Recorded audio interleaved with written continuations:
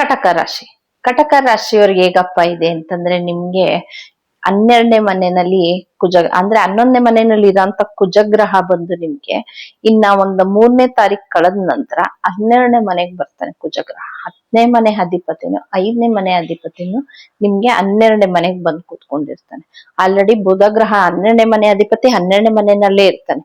ಆದ್ರೆ 5ನೇ ತಾರೀಕು ನಂತರ ನಿಮ್ ರಾಶಿಗೆ ಬರ್ತಾನೆ. 12ನೇ ಮನೆ ಅಧಿಪತಿನು 3ನೇ ಮನೆ ಅಧಿಪತಿನು ಬುಧ ಗ್ರಹ ಬಂದು ನಿಮ್ ರಾಶಿಗೆ ಬರ್ತಾನೆ. ಇನ್ನ ರವಿ ಮತ್ತೆ ಗುರುಗ್ರಹ ಇಷ್ಟು ಗ್ರಹಗಳು ನಿಮ್ ರಾಶಿಯಲ್ಲೇ ಇರ್ತಾರೆ. ನಿಮ್ ರಾಶಿಯಲ್ಲೇ ಏನಪ್ಪಾ ಅಂತಂದ್ರೆ ಗುರು, ಬುಧ, ರವಿ ಇಷ್ಟು ಗ್ರಹಗಳು 3 ಗ್ರಹಗಳು ನಿಮ್ ರಾಶಿಯಲ್ಲೇ ಇರ್ತಾರೆ. ಆದ್ರೆ ತದನಂತರ ಅಂದ್ರೆ 17ನೇ ತಾರೀಕು ನಂತರ ರವಿ ಬಂದು 2ನೇ ಮನೆಗೆ ಬರ್ತಾನೆ ನಿಮ್ಗೆ. 3ನೇ ಮನೆಯಲ್ಲಿ ಶುಕ್ರ ಗ್ರಹ ಇರ್ತಾನೆ. ನಿಮ್ಗೆ ಏನಪ್ಪಾ ಅಂತಂದ್ರೆ 2ನೇ ಮನೆಯಲ್ಲಿ ನಿಮ್ಗೆ ರವಿ ಕೇತು ಗ್ರಹ ಇರ್ತಾನೆ. ಏನೇ ಒಂದು ಕುಟುಂಬ ಸ್ಥಾನದಲ್ಲಿ ಏನೇ ಒಂದು ಕೆಲಸ ಕಾರ್ಯ ಮಾಡಕ್ ಹೋದ್ರು ಸ್ವಲ್ಪ ಅಡೆತಡೆಗಳು ಜಾಸ್ತಿ ಆಗ್ತಾ ಇರುತ್ತೆ ಕಟಕ ರಾಶಿಯವರಿಗೆ.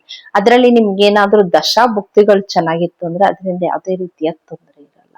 ಆದ್ರೆ ಲಗ್ನದಲ್ಲೇ ಗುರು ಇರ್ತಾನೆ ನಿಮ್ಗೆ. ಕಟಕ ರಾಶಿಯಲ್ಲೇ ಗುರು, ರವಿ, ಬುಧ ಇಷ್ಟು ಇರ್ತಾನೆ. ಖರ್ಚುಗಳು ಖರ್ಚುಗಳು ಜಾಸ್ತಿ ಇರುತ್ತೆ. 12ನೇವನು ಯಾವಾಗ ನಿಮ್ಗೆ ಲಗ್ನಕ್ಕೆ ಬರ್ತಾನೋ 3ನೇವನು ಲಗ್ನಕ್ಕೆ ಬರ್ತಾನೋ ನಿಮ್ಗೇನಾದ್ರೂ ಬುಧ ದಶಾ ಬುಧ ಭುಕ್ತಿ ಏನಾದ್ರೂ ನಡೀತಾ ಇದೆ ಅಂದ್ರೆ ವಿಪರೀತವಾದ ಖರ್ಚುಗಳಿರುತ್ತೆ. ಗುರು ನಿಮ್ಗೆ ನಿಮ್ ಲಾಭಸ್ಥಾನದಲ್ಲೇ ಇರ್ಬೋದು, ಇದ್ರೂ ಕೂಡ ಖರ್ಚುಗಳು ಜಾಸ್ತಿ ಇರುತ್ತೆ ನಿಮ್ಗೆ. ಅದ್ರಲ್ಲಿ ಕುಟುಂಬದಲ್ಲಿ 2ನೇ ಮನೆ ಅಧಿಪತಿಯಲ್ಲಿ ಕೇತು ಗ್ರಹ ಇದ್ದಾಗ ಏನಾಗುತ್ತೆ ಅಂದ್ರೆ ಬೇಡದೇ ಇರೋಂತ ಮಾತಾಡುವಂಥದ್ದು, ಜಾಸ್ತಿ ಮಾತಾಡಿ ಮುಂಗೋಪ್ತಿಂದ ಅಂದ್ರೆ ಏನೋ ಕ್ಷಣ ಕೋಪಕ್ಕೆ ದೊಡ್ಡದಾಗಿ ಮಾತಾಡಿ ಏನಾದ್ರೂ ಮನಸ್ತಾಪ ಮಾಡ್ಕೊಳ್ಳೋಂಥದ್ದು ಕೂಡ ಆಗುತ್ತೆ. ಅದ್ರಲ್ಲಿ ಬಂದು ರವಿ ಗ್ರಹ ಬಂದು ನಿಮ್ಗೆ 2ನೇ ಮನೆಗೆ ಬರ್ತಾನೆ, ವಾಕ್ಸ್ಥಾನಕ್ಕೆ ಬರ್ತಾನೆ. ಅವಾಗ ಏನಾಗುತ್ತೆ ಅಂದ್ರೆ ವಿಪರೀತವಾದ ಮಾತುಗಳು ಜಾಸ್ತಿ ಆಗುತ್ತೆ. ಇನ್ನು 23ನೇ ತಾರೀಕು ಬುಧ ಗ್ರಹನು ನಿಮ್ಗೆ 2ನೇ ಮನೆಗೆ ಬರ್ತಾನೆ. 12ನೇವನು ಮತ್ತೆ 3ನೇವನು 2ನೇ ಮನೆಗೆ ಬರ್ತಾನೆ. ಸ್ವಲ್ಪ ನಿಮ್ಗೆ ಏನಾದ್ರೂ ಹಣಕಾಸಿನ ತೊಂದ್ರೆ, ಯಾರಾದ್ರೂ ಕೊಡ್ಬೇಕಾಗಿರೋಂತ ದುಡ್ಡು ಅಂತದ್ದು ಏನಾಗುತ್ತೆ ಅಂದ್ರೆ 23ನೇ ತಾರೀಕು ನಂತರ ಈ ತರ ಯಾವ್ದಾದ್ರು ಹಣ ಕೈ ಸೇರುವಂತದ್ದು ಇರುತ್ತೆ. ಆದ್ರೆ ರವಿ ಗ್ರಹನು ನಿಮ್ಗೆ 2ನೇ ಮನೆಗೆ ಬರ್ತಾನೆ. 2ನೇ ಮನೆಗೆ ಬಂದಾಗ ಏನಾಗಪ್ಪ ಆಗುತ್ತೆ ಅಂತಂದ್ರೆ ರವಿ ಬುಧ 2 ಗ್ರಹ ಬಂದು ನಿಮ್ಗೆ 2ನೇ ಮನೆಯಲ್ಲಿ ಕುತ್ಕೊಂಡಾಗ ಕುಟುಂಬ ಸ್ಥಾನದಲ್ಲಿ ಕುತ್ಕೊಂಡಾಗ ಹಣಕಾಸಿನ ಹರಿವು ಜಾಸ್ತಿ ಆಗುತ್ತೆ. ದಶಾಭುಕ್ತಿಯಲ್ಲಿ ಏನಾದ್ರೂ ಬುಧ ರವಿ ಇತ್ತು ಅಂತಂದ್ರೆ ಯಾರಾದ್ರೂ ನಿಮ್ಗೆ ಹಣ ಕೊಡ್ಬೇಕು, ಕೊಡ್ದಿರ ಇವತ್ ನಾ ಕೊಡ್ತೀನಿ ನಾಳೆ ಕೊಡ್ತೀನಿ ಸುಮಾರು ದಿವಸದಿಂದ ಸತಾಯಿಸ್ತಾ ಇದ್ರೆ ಈ ಟೈಮಲ್ಲಿ ಅಂದ್ರೆ 23ನೇ ತಾರೀಕು ನಂತರ ಬುಧ ಯಾವಾಗ ನಿಮ್ಗೆ ನಿಮ್ ರಾಶಿನ ಬಿಟ್ಟು 2ನೇ ಮನೆಗೆ ಬರ್ತಾನೋ ಅವಾಗ ನಿಮ್ಗೆ ಅದೇ ದಶಾ ನಡೀತಾ ಇದ್ರೆ ಯಾರಾದ್ರೂ ಹಣಕಾಸು ಕೊಡ್ಬೇಕು ಅಂತಂದ್ರೆ ಕೊಟ್ಟೆ ಕೊಡ್ತಾರೆ ನಿಮ್ಗೆ. ಅದ್ರಲ್ಲಿ 3ನೇ ಮನೆಯಲ್ಲಿ ಶುಕ್ರ ಗ್ರಹ ಇರ್ತಾನೆ. ನಿಮ್ಗೆ ಏನಾದ್ರೂ ಶುಕ್ರ ದಶಾ ಭುಕ್ತಿ ಏನಾದ್ರು ನಡೀತಾ ಇದ್ರೆ ಏನಾದ್ರೂ ಮನೆ ಚೇಂಜ್ ಮಾಡ್ಬೇಕು, ಏನಾದ್ರೂ ಮಾಡ್ಬೇಕು ಅಂತ ಮನ್ಸಿಗೆ ಬರ್ತಾ ಇರುತ್ತೆ. ಆದ್ರೆ ನೋಡ್ಕೊಂಡು ನೀವು ಚೇಂಜ್ ಮಾಡಿ ಆದಷ್ಟು. ಇವಾಗ ನಾವು ಚೇಂಜ್ ಮಾಡೋದಕ್ಕೆ ಆಗ್ತಾ ಇದೆಯೋ ಇಲ್ವಾ ಅಂತ ನೋಡ್ಕೊಂಡು ಚೇಂಜ್ ಮಾಡಿ. ಇಲ್ಲ ಇದನ್ನ ಮುಂದಕ್ಕೆ ಸ್ವಲ್ಪ ಮುಂದಿನ ತಿಂಗಳಿಗೆ ಮುಂದೂಡೋದನ್ನ ನೋಡಿ.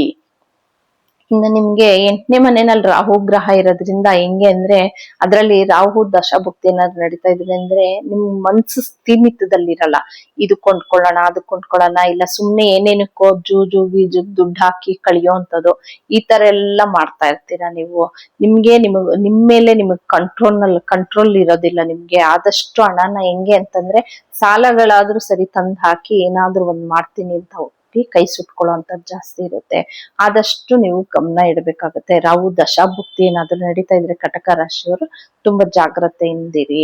ಇನ್ನ ನಿಮ್ಗೆ 9ನೇ ಮನೆಯಲ್ಲಿ ಶನಿ ಗ್ರಹ ಇದ್ದಾನೆ. ಶನಿ ಗ್ರಹದಿಂದ ಶುಭ ಫಲ ಇದ್ರೂನು ಈ ರಾಹು ಗ್ರಹ ಇದನ್ನಲ್ಲ ಅದನ್ನ ಕಟ್ ಮಾಡ್ತಾ ಇರ್ತಾನೆ. ಯಾಕಂದ್ರೆ 8ನೇವನು 9ನೇ ಮನೆಯಲ್ಲಿ ಇದ್ರು 8ನೇ ಮನೆ ದಶನೇ ರಾಹು ದಶನೇ ನಡೀತಾ ಇದ್ರೆ ನಿಮ್ಗೆ ಯಾವ್ದೇ ಒಂದು ಶುಭ ಫಲನ ಬರೋದಿಕ್ ಬಿಡಲ್ಲ. ಯಾಕೆಂದ್ರೆ ಈಗ 12ನೇ ಮನೆಯವನು ನಿಮ್ ಲಗ್ನದಲ್ಲಿ ಇರ್ತಾನೆ ಬುಧ ಗ್ರಹ.